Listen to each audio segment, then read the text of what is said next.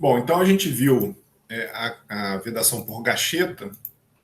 Agora a gente vai ver a vedação por selo mecânico, que é uma outra forma de impedir que o fluido, ele, nesse caso aqui, né, passe da região da descarga e vá vazar, vá para o motor elétrico, ou nesse caso aqui vaze para alguma câmara que tem antes do motor elétrico, né, que nesse caso o motor elétrico estaria aqui, nessa região.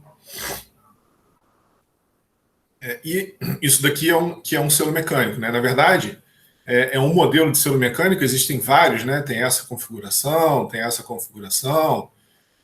essa outra configuração aqui, mas basicamente todo selo mecânico tem uma parte que gira junto do eixo rotativo, né? Que é a chamada da sede rotativa. Então aqui, ó, nesse modelo de selo mecânico aqui, ó, por exemplo, você tem um parafuso aqui que se aperta, e aí você tem essa sede rotativa que gira junto do eixo.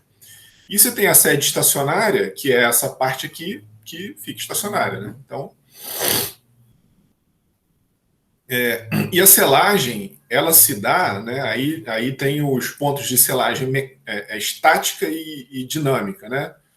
O ponto de selagem estática são essas duas aqui, né? Então, aqui da sede rotativa entre a sede estacionária e a carcaça. E aqui dentro, aqui tem um O-ringzinho, né? E aqui dentro, entre a sede rotativa e o eixo, né? Então, na verdade, ele é estático, porque isso daqui está girando junto do eixo, né? E o dinâmico, porque essa selagem aqui é dinâmica, né? Porque é a selagem entre a sede rotativa e a sede estacionária.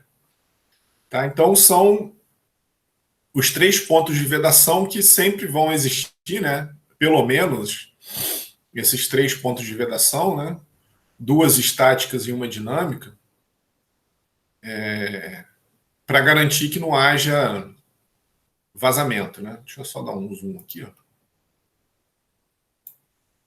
Certo? Então é mais ou menos isso daí. Isso é um selo mecânico, né? Então é um dispositivo que justamente, né? Então o eixo está passando aqui no meio, né? Então esse dispositivo está aqui no eixo. Então se eu voltar um slide aqui, ó, olha lá, o selo mecânico, ele está aqui, ó. Tá? Olha ele ali, ó. Então aqui está a sede estacionária, né? Então aqui está o O-ring vedando contra a sede estacionária.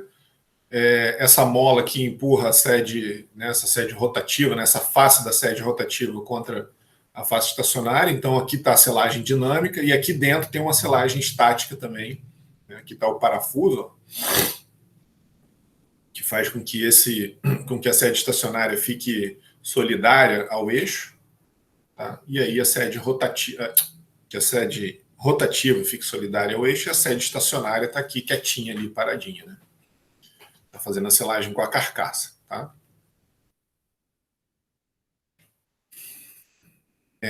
E a tolerância nessas faces aqui, ó, né, nessa face e na face estacionária, entre a face dinâmica, né, entre a sede rotativa e a sede estacionária, então essa face aqui, ela tem que ter uma tolerância muito apertada para garantir a selagem, tá? Porque a selagem dinâmica é justamente aqui nesse contato aqui, né? Que a gente está vendo aqui também, né? Nesse contato que tem aqui, ó, tá? A gente está a mão aqui, né? Bom, aí tem diversos materiais, diversas configurações, cada fabricante vai ter sua nomenclatura, né? Então aqui está um esqueminha, né? Vou deixar no zoom mesmo para a gente ver aqui a legenda, né? Então aqui ó, a face rotativa, então o 1 estaria aqui, ó, onde está o apontadorzinho do laser aqui, seria esse 1 aqui, né? E o 2 é a sede estacionária, né? Onde está aqui, ó, essa pontinha aqui do eixo, né? Tá? Então aqui é um esquemazinho, né? De uma. Se eu não me engano, eu peguei do fabricante. Eu tenho quase certeza que esse desenho aqui equivale a esse dispositivo. Eu lembro que eu entrei no site de um fabricante e tinha lá a foto e o desenho. Pode ser que seja esse. Está bem parecido aqui, né? Aqui o 3, né? O selo estático, né? certo? O ringuezinho que tem aqui, né? Esse é um ringue verde aqui, ó. 4, a mola, né? Que está forçando aqui o selo contra a sede estacionária, né? Forçando essa selagem dinâmica aqui contra a sede estacionária. E o 5 aqui, a parte de metal, né? Essa carcaça de metal aqui, tá? Então é mais ou menos assim, né? Um esqueminha. Aqui, ó, o outro selo estático, né? Que está aqui dentro que a gente não está vendo, ele está ali, ó, um ringuezinho verde ali dentro, né? Que está selando entre, que está fazendo a selagem aqui dessa sede ali que gira, né? Tá? Aqui uma outra configuração, tá vendo? Não tem um O-ring. Na verdade, você tem uma peça inteira de borracha ali, ó, que está representando aqui, ó. Essa figura aqui é daqui, isso eu tenho quase certeza também. Tá? Então, esse selo estático aqui é dessa forma aqui, né?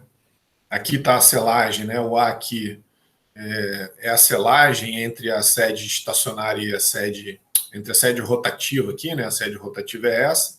Então, desse ponto aqui para trás, né? Até aqui é a sede rotativa. E essa parte aqui, ó, é a sede estacionária, é essa parte ali, né? E a selagem, né, dinâmica está justamente aqui em cima de onde está o apontador a laser aqui, né? Aqui e aqui, ó. Tá? Certo? Aqui tem um O-ring, né? Que é esse O-ringzinho que está aqui. E aí o outro selo está aqui, ó. Ele chama de elastomer bellows, que é essa parte aqui. Essa mola aqui, né, ela vai tensionar a sede rotativa, né, esse cara aqui, né, para manter o selo dinâmico em contato uniforme, mesmo que haja movimento axial do eixo, por alguma expansão térmica ou desalinhamento. A pressão do fluido também vai agir para fechar o selo, caso essa pressão, né, seja maior que a atmosférica. Se for menor, só a mola que vai agir aqui, né? Se você tiver, sei lá, na sucção, e a sucção tiver exercendo uma pressão contrária aqui, né, a mola vai garantir que o selo fique fechado ali, né? Sei lá, em algum eventual uso com a pressão abaixo da atmosférica. Tá? Então a mola garante a selagem. Tá? E aí existe um contato, né? Existe um filme fluido, né? Porque você tem um fluido aqui no lado esquerdo, e aí o fluido eventualmente vai chegar ali no selo. Né? Então vai existir um filme fluido que vai se formar entre a sede estacionária e a rotativa. Então existe um vazamento. Não dá para dizer que um selo mecânico não vaza, né? Porque se ele rodar seco ali, ele não tem jeito, né? Ele vai desgastar. Né? Você vê uma bomba girando a 3.000 e poucas RPM e uma peça de metal contra a outra sem nenhum fluido, não tem como, né? Vai acontecer um desgaste muito severo. Então, existe, mas é muito pequeno, né? E ele deve ser lubrificado. Então, por isso que tem que ser, eventualmente, você pode ter uma fonte externa, a mesma discussão que a gente estava tendo, né? Ele pode ser lubrificado pelo próprio fluido que está sendo produzido, ou pode ser uma fonte externa que lubrifique para se o fluido não for compatível, né? Se tiver muita sujeira e tudo mais. Tá? Então tá aí, né? Algumas configurações diferentes em destaque. Então tá aqui a região de selagem. A gente vê que o acabamento aqui, né? Ela é bem nessa região aqui, né? Tem um acabamento fino, né? Para garantir a selagem. Então todas elas aqui, ó. Tá? Aqui também, né? Aqui está um outro desenho mostrando os componentes do selo dinâmico, o selo estático, né? Aqui o outro selo estático, né? Os dois selos estáticos e o selo dinâmico. Então está aqui um desenho da sede rotativa, né? Essa aqui é a parte da sede rotativa e essa aqui é a parte da sede estacionária. Então aqui é uma outra configuração, né? Tá vendo que o ring aqui está para cima? A gente viu uma configuração aqui também está para cima, né? Tem configuração que ele acaba, né? Você tem uma sede aqui para cima que ele acaba selando meio que para cima e para trás, né? Então, enfim, isso daí é um projeto por si só, né? É um mundo à parte. E aqui, diversos tipos de sede, de tipos de selo, né? Tipo A, tipo B, tipo C, né? E aqui as sedes estacionárias aqui embaixo, né? Tipo Q, tipo R, tipo S, T, U, V, olha, tem um monte, né? Então cada fabricante tem a sua. Aqui a sede rotativa e aqui a sede estacionária, né? Ele chama de Head e Matching Ring Design. Então, vários materiais, né? Tem várias configurações, vários materiais. Então, enfim, de novo, né? É uma indústria à parte, é um mundo à parte, essa parte de selagem, né? De selo mecânico.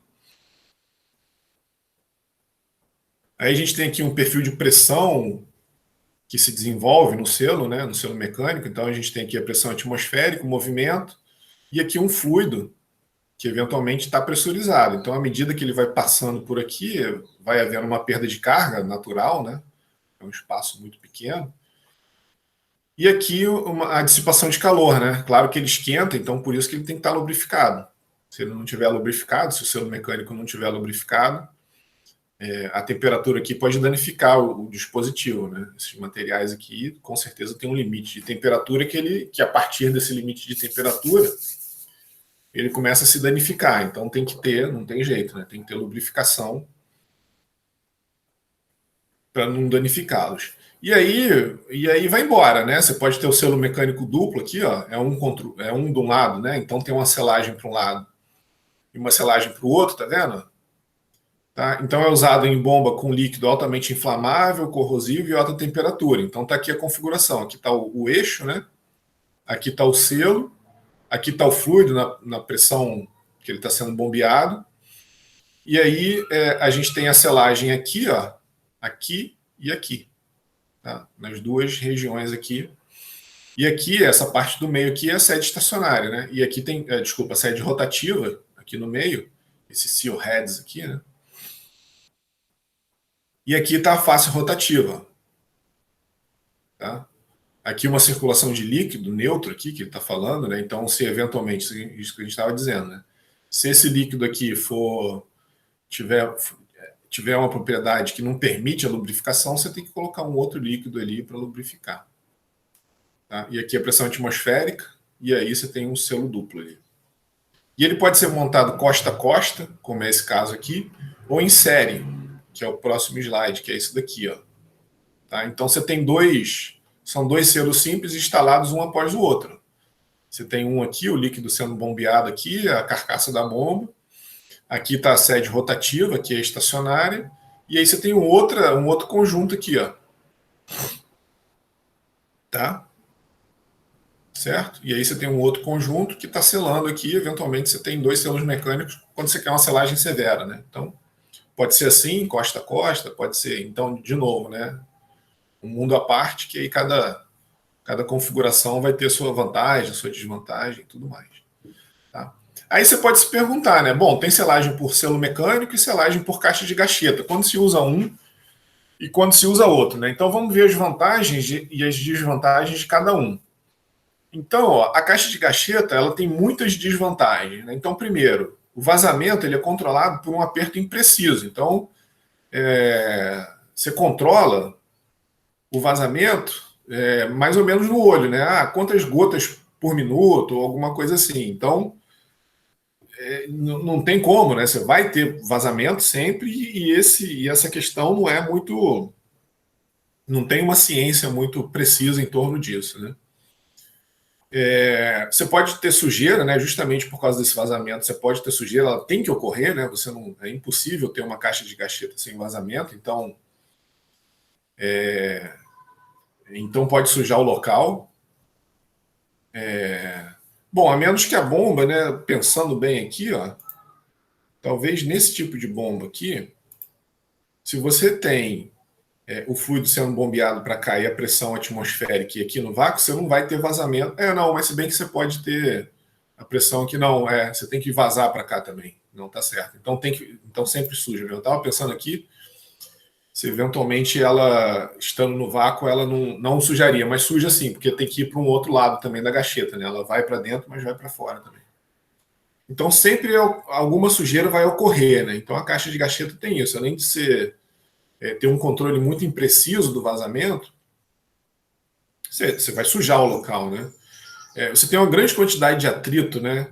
Imagina, isso daqui, eu não sei se vocês se pegaram pensando nisso, mas uma configuração dessa aqui, ó, com esse monte de cordas, se você quiser chamar assim, né? Essas gachetas são cordas com seção de transversal quadrada.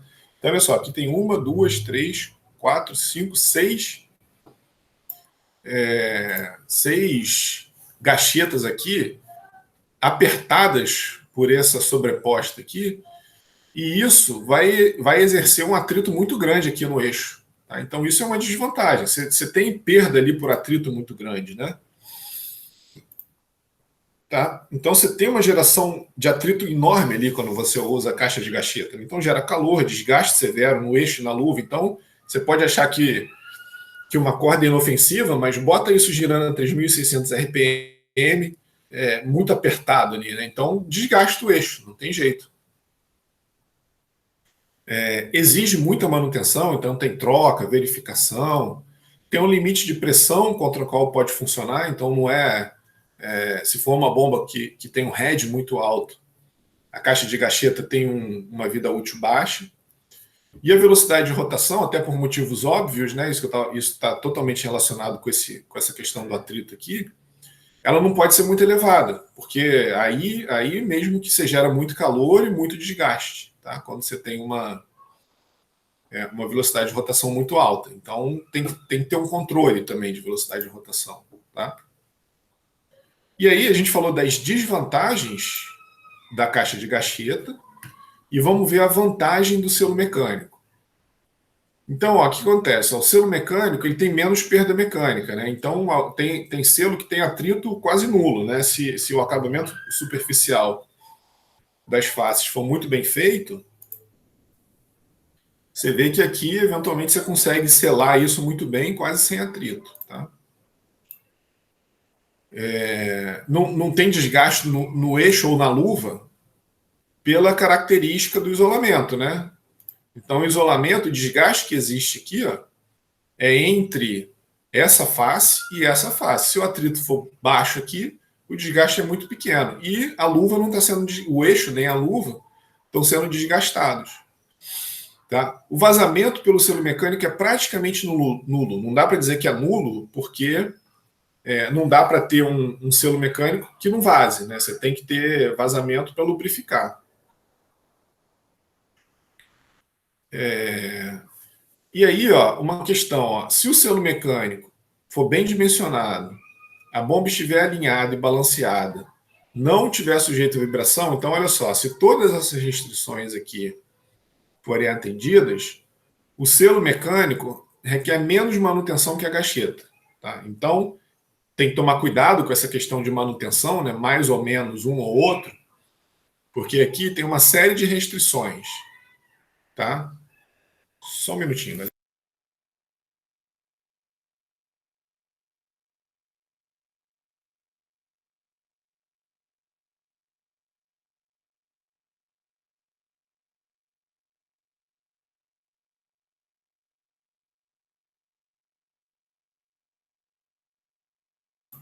Bom, voltando aqui, foi mal. Então, se todas essas restrições forem atendidas, então aí o selo mecânico ele tem menos manutenção que a gacheta. Então vamos ver isso. No próximo slide a gente vai falar um pouco mais dessa parte aqui, né? Tá? Então ele requer menos manutenção, uma vez que ele é bem dimensionado, que a bomba esteja alinhada com bem alinhadinha ali, né? O eixo da bomba com o do motor elétrico, né? Ela estiver balanceada, não tiver sujeito a vibração, tá? Aí o selo mecânico requer menos manutenção que a gacheta. E suporta maior pressão que a gacheta. Então, o selo mecânico, de forma geral, ele consegue selar pressões maiores que a gacheta. Aí você fala, pô, então vamos usar, esquece esse negócio de gacheta, né? Vamos usar selo mecânico sempre. Para que gacheta, né? Por que isso existe, né? Se eu falei das desvantagens aqui, se eu falei das desvantagens da gacheta e da vantagem do selo mecânico, então esquece gacheta, né? Mas a gacheta tem algumas vantagens que fazem com que ela seja bastante utilizada. Primeiro, elas são mais baratas. Então, é inegável, né, é até relativamente óbvio que um dispositivo desse aqui, ele precisa ser dimensionado. Tensão na mola, né, não é, isso daqui não é mágica, né? A mola não é feita de qualquer forma, enrolada de qualquer maneira, com qualquer diâmetro, né? Você tem que ter um diâmetro controlado, você tem que ter uma tensão aqui na mola controlada. O projeto aqui, o acabamento, né, superficial, o projeto do sistema de vedação, certo? Então, isso é uma engenharia de precisão aqui que faz com que esse dispositivo custe mais caro do que isso daqui, né? Do que uma, sei lá, uma corda com seção transversal quadrada. Então, a gacheta, ela é mais barata. Então, a primeira grande vantagem, né, é o preço. Uma gacheta acomoda melhor desalinhamento, desbalanço, né, e vibração na bomba.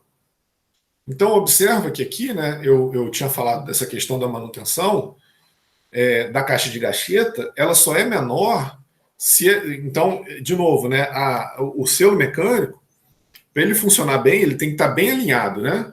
A parte rotativa com a parte estacionária tem que estar bem alinhado. Não dá para. Se não estiver bem alinhado, ele não vai selar direitinho. Aquelas duas, a sede rotativa com a sede estacionária, não vai selar direito. Tá? Então, uma caixa de gacheta não tem tanta demanda em termos de desbalanço, em termos de desalinhamento, tá? Em termos de vibração, ela é mais permissiva com relação a isso. O selo mecânico, quando ele falha, já era. Falhou, você está sem selo nenhum. E aí, na caixa de gacheta, à medida que você vai vendo um aumento de vazão, você começa a ver que a caixa de gacheta vai começar a falhar. Tá? Você vai apertando, vai apertando, vai apertando. Chega uma hora que não reduz o vazamento, isso é indicativo que ela vai falhar. Então você consegue prever com uma certa antecedência o momento que a caixa de gacheta está prestes a falhar. A falha do selo mecânico não, ele está ali fechadinho, né? Está acoplado ali na bomba. O máximo que você pode fazer é trocar de tempos em tempos, né? Fazer uma manutenção preventiva para não ter problema, mas não tem muito como se observar ou ver, eventualmente, né? Ela falhou de uma vez. Tá? Uma bomba com uma gacheta ruim pode operar por algum tempo. Você pode eventualmente, tudo bem, tá vazando, ela vai ficar menos eficiente, mas se opera. Uma bomba sem selo mecânico, você não consegue, ela vai vazar muito, né? Você vai ter muito problema. E a gacheta é fácil de instalar. Tem alguns vídeos aí atrás que eu deixei, que inclusive aqui, esses dois vídeos aqui, ó, eles inclusive mostram a manutenção, como é que você tira e tudo mais, né? São vídeos realmente feitos para o pessoal de operação, né? Aqui é uma bomba montada no lugar, né? Isso daqui é uma bomba aberta para ver mais ou menos como é que é o esquema da caixa de gacheta ali dentro, tá? Bom, então, essa é a questão, né? Então não é de se jogar fora. Então a gacheta é usada, ela apesar das desvantagens, ela tem bastante uso na indústria de bomba, mas a vedação por selo mecânico também tem as suas vantagens. Então é sempre uma questão de análise, né? De engenharia para ver qual que vale mais a pena para determinada aplicação, tá? Certo? Aí agora o que a gente vai ver, então a gente viu a gacheta, né? A selagem por gacheta por selo mecânico. E agora a gente vai ver o mancal. Né? O que são os mancais, né? Vocês já devem ter visto isso lá em elementos de máquina, né? Os mancais de rolamento, de rolo, de deslizamento, enfim, mancal axial, radial. Então a bomba tem mancais para manter o alinhamento do eixo. Né? Então aqui a gente tem uma bomba aqui e os seus mancais aqui, ó. E a gente tem uma bomba aqui com seus mancais ali, ó, de esfera, né? Tem os mancais de esfera ali. Aqui um mancal radial, aqui um mancal axial, né? Tá? Esses mancais aqui são axiais, tá? Aqui parece ser um mancal de deslizamento, né? O journal bearing, né? aquele mancal que não tem aqui, deve ter tem um de rolamento ali dentro, mas pode ser que tenha um de deslizamento aqui fora também. Tá? Aqui o eixo, o selo mecânico, né? Não dá para ver direito o selo mecânico aqui, tá? O anel de desgaste aqui, então a gente já viu, né? O anel de desgaste, vimos o sistema de selagem, falamos do eixo. Aqui parece que tem um anel, né? Uma luva, desculpa. Aqui parece que tem uma luva no eixo aqui, para proteger do desgaste aqui, quando ele passa aqui pelos mancais, né? Tá? E aqui um outro esquema da bomba aqui com os mancais ali dentro, tá? Então, o que a gente vai fazer agora é analisar a origem das cargas axiais e radiais, né? A origem dessas cargas que fazem necessário o uso do mancal, né? Por que o mancal está ali? Claro que ele é o ponto de apoio do eixo, mas também existem cargas na bomba que, além do apoio, se desenvolvem ali quando a bomba trabalha. Tá? Então, o empuxo axial, né? Tem dois empuxos aqui no eixo. O radial, aqui no caso, um empuxo que está se desenvolvendo na direção radial aqui, né? Enfim, aqui radialmente. E o axial, que está nessa direção aqui, tá? Para frente ou para trás, tá? Então, vamos começar analisando o esforço axial, né? Ou a força axial que está sendo exercida aqui no eixo da bomba. O que acontece, né? A origem são as forças não balanceadas agindo na direção axial do impelidor. E elas são oriundas de pressões desiguais geradas naturalmente quando o fluido passa pelo impelidor. É isso daqui, ó. Eu estou falando é isso daqui, ó. Então eu tinha falado, lembra que eu tinha falado lá atrás, na bomba de múltiplos estágios, que quando a gente tem aquela bomba de dupla sucção, o esforço axial, ele naturalmente ele é anulado. Por quê? Olha só o que acontece. A distribuição de pressão no impelidor é assim, ó. Você tem aqui uma bomba, né? Que tem duas fotos de bomba, e aqui está um desenho, né? Do impelidor. Quando o fluido entra, essa parte aqui, ó, da sucção, ela está exposta à pressão da sucção, que está aqui para a direita, né? Uma pressão baixa. A sucção está numa pressão menor que a descarga. Então, a pressão da sucção, ela estaria aqui nessa região aqui, ó. Essa região aqui. Então, toda essa região aqui da sucção, vezes essa área aqui, está exposta a uma força aqui para trás da bomba, né? E nessa outra bomba aqui, você tem essa configuração aqui exposta à pressão da sucção.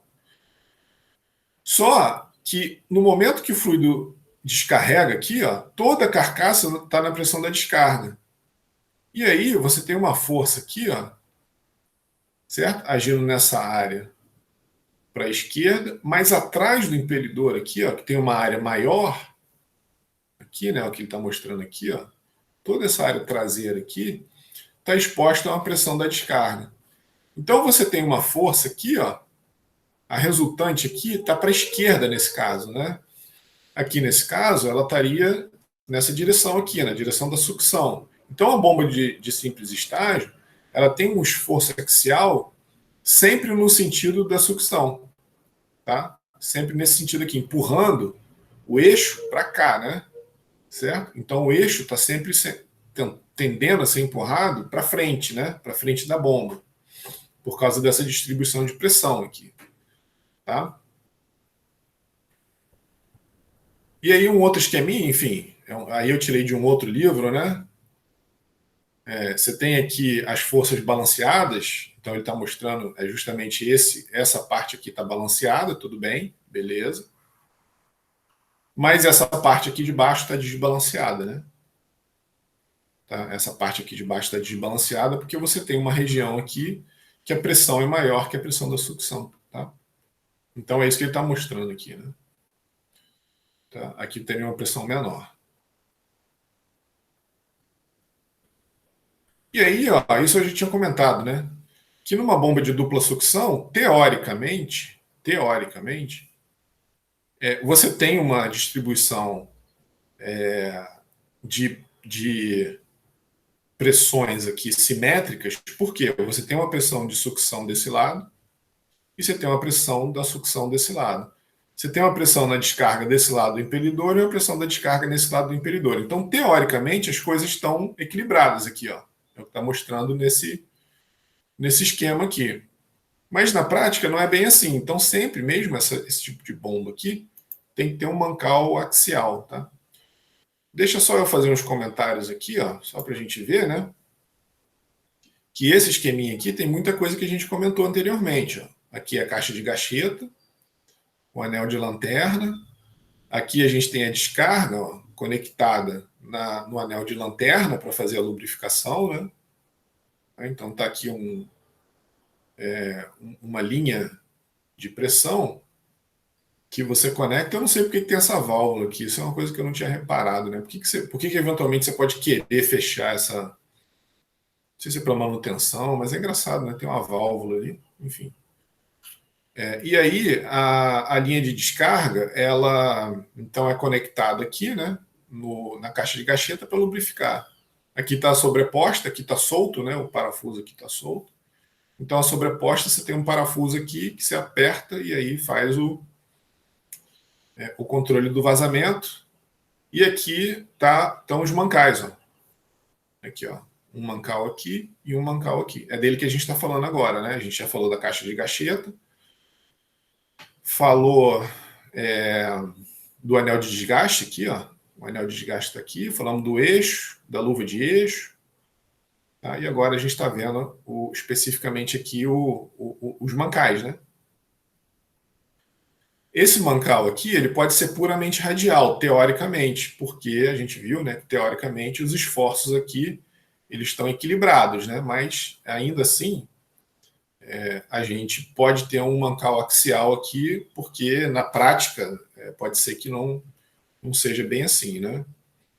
Por quê, né? Existe uma simetria geométrica e de escoamento, então por mais preciso que você fabrique aqui o impelidor, ele pode ter uma certa assimetria geométrica, né? E o escoamento também. Quem garante que está indo exatamente 50% para um lado e 50% para o outro, né? Quem garante isso?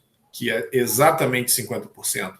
Pode ser, sei lá, 52% para um lado, 48% para o outro, não sei. Né? Um lado pode ter o desgaste maior aqui, pode estar recirculando mais. Então, tem uma série de motivos práticos que podem fazer com que exista um desbalanceio axial aqui, tá? Então lembra, né? A gente está falando do esforço axial, depois a gente vai falar do radial, tá? O rotor pode estar descentralizado, eventualmente, né? Então esse cara aqui pode ter alguma descentralização.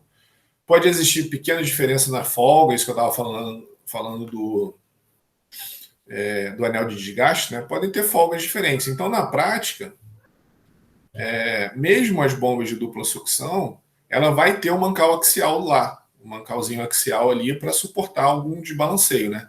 Mas é menor, mas de qualquer forma, ele vai ser menor do que o mancal de uma bomba de simples estágio, que tem que lidar, não, além de todos esses casos, todas essas questões que a gente falou para bomba de duplo estágio, tem que lidar também com o desbalanceio natural aqui que acontece, né? Tá? Beleza? E aí, ó, só relembrando, né? Agora, enfim, então a gente viu a questão do esforço axial, agora a gente vai ver o esforço radial, tá? Então, o esforço axial é isso, né? É justamente esse desbalanceio de pressão que existe entre a sucção e a descarga, tá? Agora a gente vai ver o radial, né? Lembra, a gente já viu isso várias vezes, desde o começo do curso. A gente está falando que o formato da voluta, no caso do impelidor aqui, né? Eu estou falando de uma carcaça involuta, e aí é um exemplo né, de um esforço radial até severo, pode ser, né? É que nesse tipo de carcaça, se a gente tiver aqui, por exemplo, uma carcaça de voluta simples, lembra? É aquela mais simplesinha que a gente viu, né? Aqui a gente vai ter o impelidor, né? E aí a carcaça involuta, e aqui a gente tem a parte difusora, né?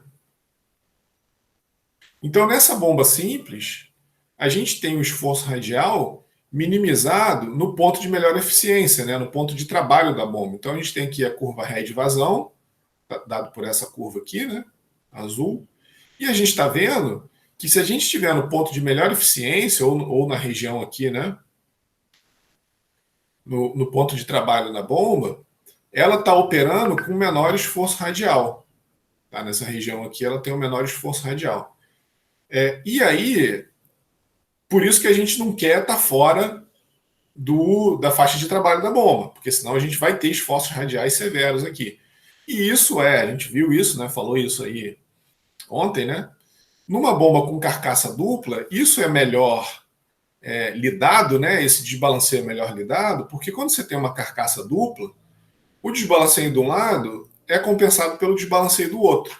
Então, a bomba operando, né, quando tem uma carcaça dupla, né, uma dupla voluta, né, ou seja, uma espiral dentro da outra aqui, ó, você é mais permissivo, né, a bomba é mais permissiva a operar fora do ponto de trabalho. E uma bomba que tem o difusor, né, quando a gente tem o difusor na saída do impelidor, a gente é mais permissivo ainda.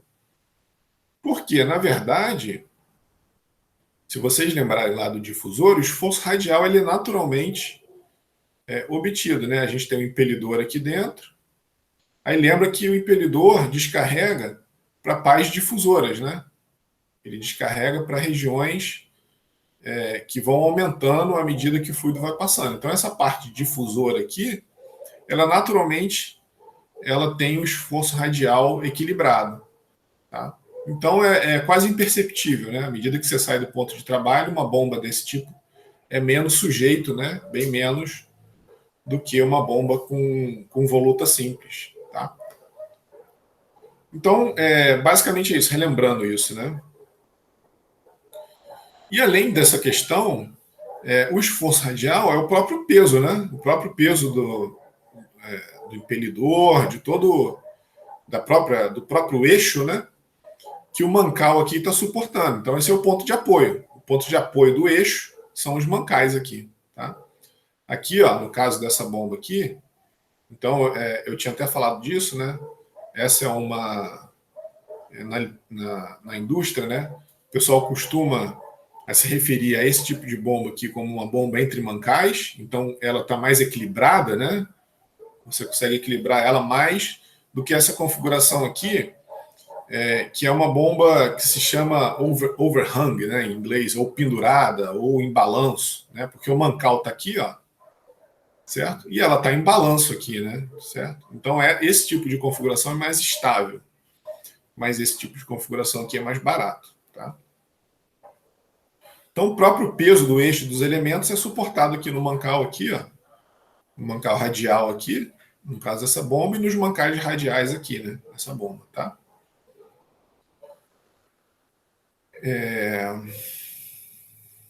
Bom, então, a causa mais comum, né, dessa questão do esforço radial é a bomba operar abaixo da vazão dela por muito tempo.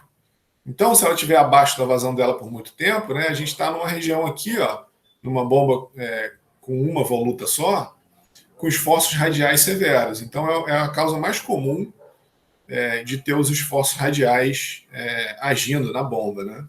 Tá? E aí, de forma geral, se a gente operar aproximadamente 25% acima ou abaixo do ponto de melhor eficiência, é considerado seguro, mas claro, né, sempre verificar com o fabricante. Tá? Então, a faixa de trabalho, sei lá, se aqui for 100 galões por minuto, né? Se a gente tiver 80 galões por minuto, uma faixa de trabalho aqui entre 80 e 120 galões por minuto. Tá? Aproximadamente uma faixa de trabalho que é considerada segura, né, para a bomba operar, e o esforço e o mancal radial ele é dimensionado para lidar com esse tipo, com essa magnitude de desbalanceio. Tá? Certo?